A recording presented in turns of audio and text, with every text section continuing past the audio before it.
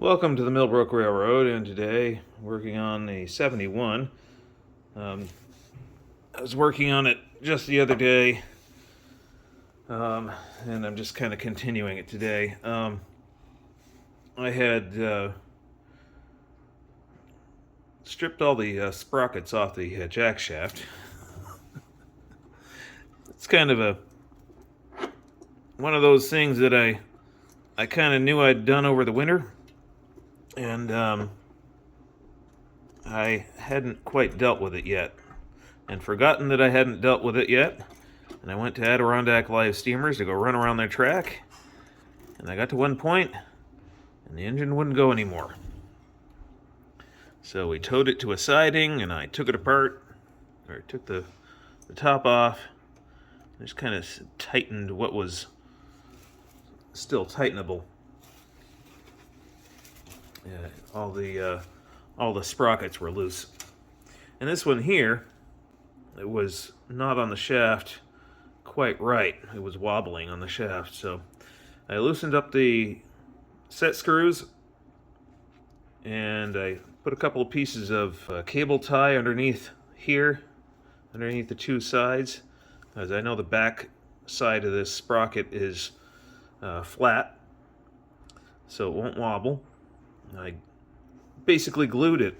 I put some Loctite 680 retaining compound on the inside of the sprocket, put it down on top of the two pieces of cable tie, and just let it sit overnight. But overnight turned into 2 days. So 2 days later, let's check this out. Let's see if it's running concentric. All right, now I don't have a dial indicator to check true concentricity, but we'll just eyeball it. I've got the locomotive turned on over here. I've got power to the motor controller. The motor lead is connected to the motor, and I have the radio control here. So I'm going to do this very carefully, or I will torque this thing right off the running board. So let's see.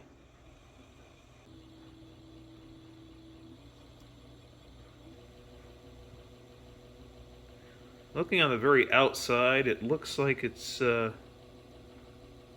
looks a lot better than it did the other day, I gotta say. So it is probably okay. It's not going to have near the vibration it had before, so yeah, I'm going to call it good, or good enough anyway. I'll just shot this with primer, so I'm going to have to let this dry and come back to this later. So in case you're wondering why I'm using Loctite to put these sprockets on instead of keying the shafts and using set screws, I reached out to the folks at Henkel Chemical, and I asked them if they had a product that would help me keep sprockets on for number 35 chain that is being spun by a 500 watt motor and will handle 2,500 pounds of train behind it. They sent me a sample of 680. This isn't the sample. I went out and bought a full-size bottle of 680 because I know I'm going to use it all. Now you may have noticed that I did not Loctite this one here yet, because this one gets done last. This one gets done after I put the motor mount back on, and that goes between these two bolts here, or two bolt holes here. And after the primer is dry, we got to shoot it with some black paint. So we'll hang tight and wait for that to be done.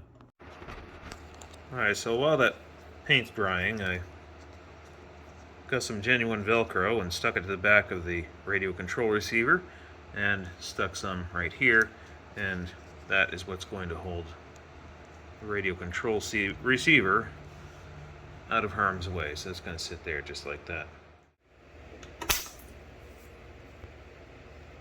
Always be careful. At least that was positive to positive.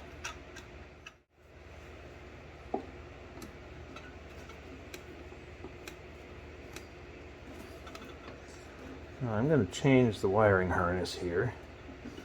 That's what this bus bar is for. This is for the negative.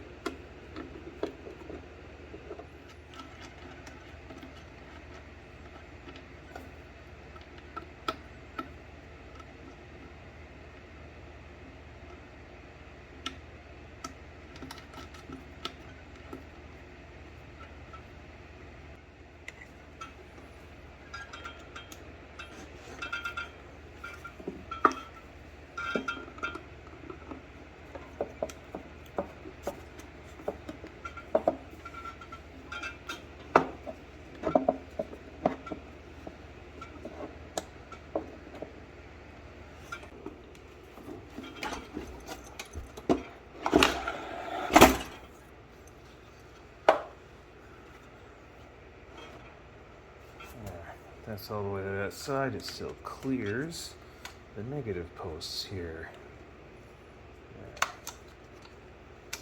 And normally I feed it through the handle, so I'll have to change that around. Easily done though.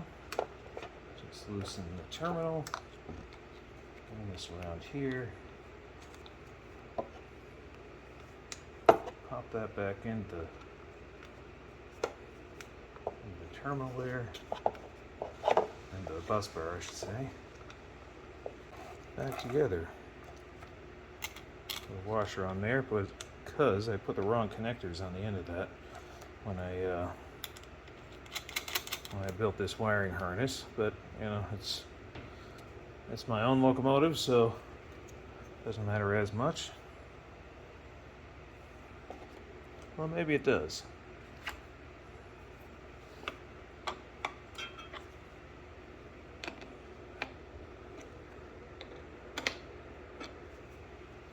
I can always change it. So that's that. We don't have a feed right now to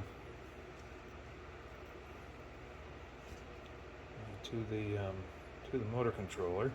I have to fix this right here, so I'm going to take some heat shrink, put it down over this, some thicker heat shrink, and I think I'm going to use some red. And here's our heat shrink. We'll fit that over the connector and see if it's going to be the right color.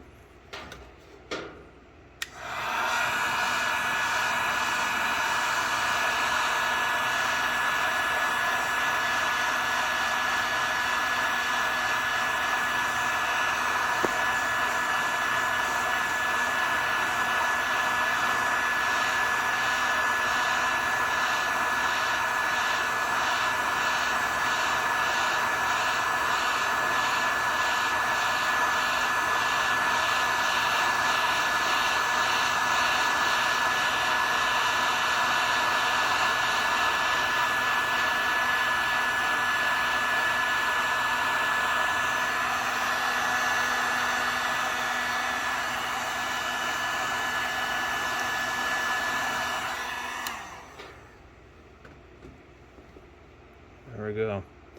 I just let that cool, and that should hold this thing together. I think that's a good mechanical connection anyway. Hold the wire together, and that should also be good electrically, or its insulative properties. So we won't short anything on that gap there anymore, because there's no gap. And this side over here, I should probably put some red on as well, just because.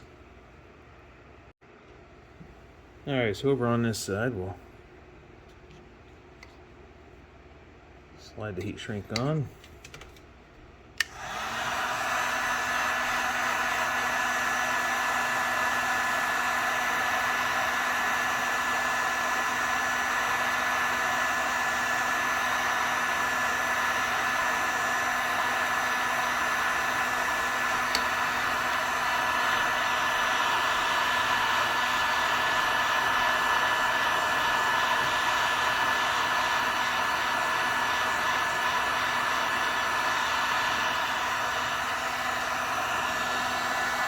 Whoa, that's hot. Try not to touch the end of the heat shrink gun if you can help. Like it. Heat guns get hot.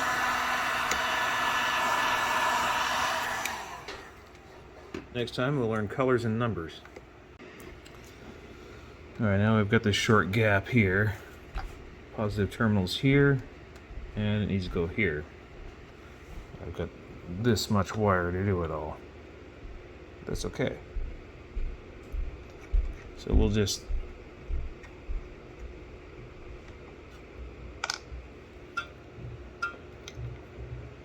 put this here. So I think we'll do it on this side here. Yeah. We'll do the terminal side first. I'll put that over here.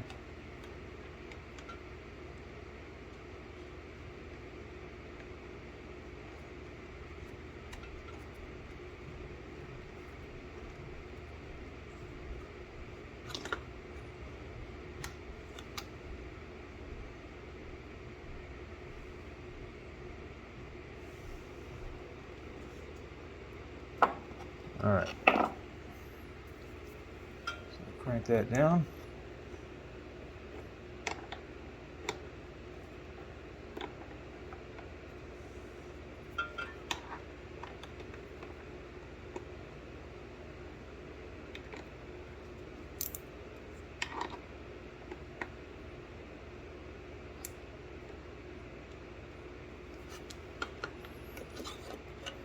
And this is going to loop around behind the battery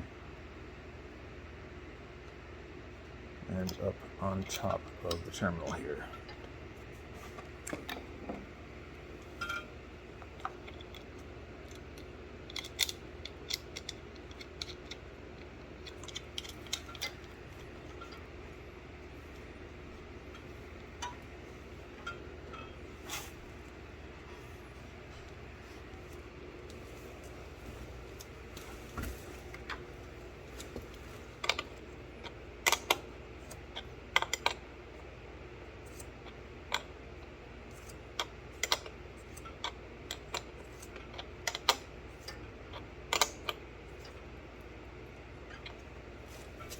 There, now that is securely fastened there. And that's in a way that it's not going to break the connectors off.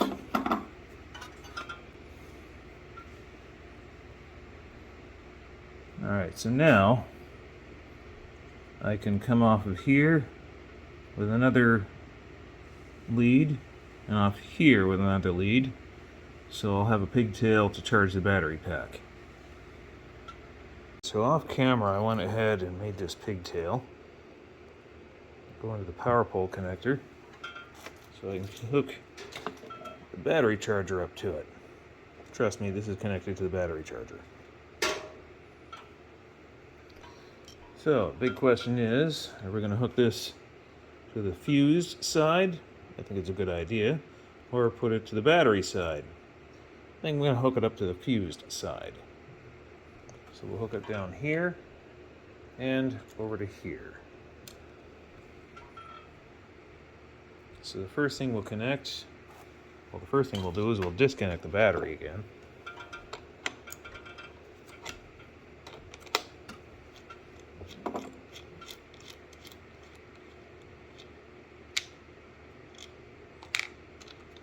That de-energizes that. And now I will put it,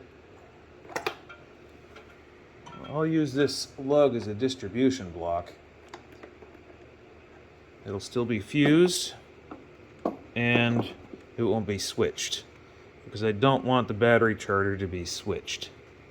I want the battery charger to always be able to charge the battery. So I'll get that on there.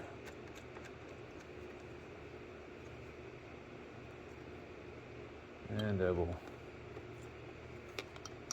hook that. Point it down there. Well, I don't have anything connected right now. Alright, so that is going to go right there into the bus bar.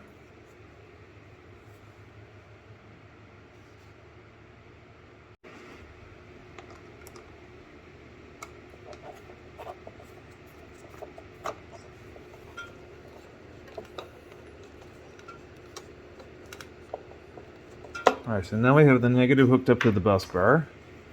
We have the wire pointing down, which is a good thing. And I'll tighten this up here.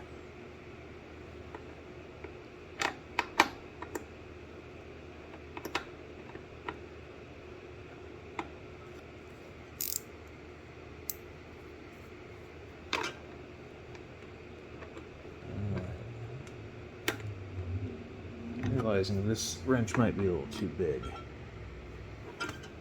as in too chunky. I'll just tighten that up as best I can.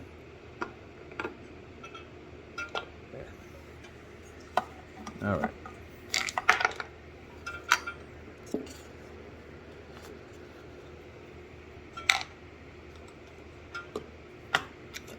Now I'll pull positive around here. Now the battery handle is in your way, and now the charging harness is there in the way. Alright, so pop those down, put that there, put this washer on here for now. Eventually I'll have to put the right connector on that, but not today.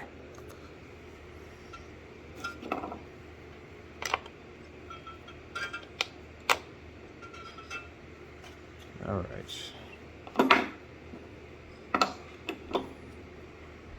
And we got this going this way. Now I can plug the charger in.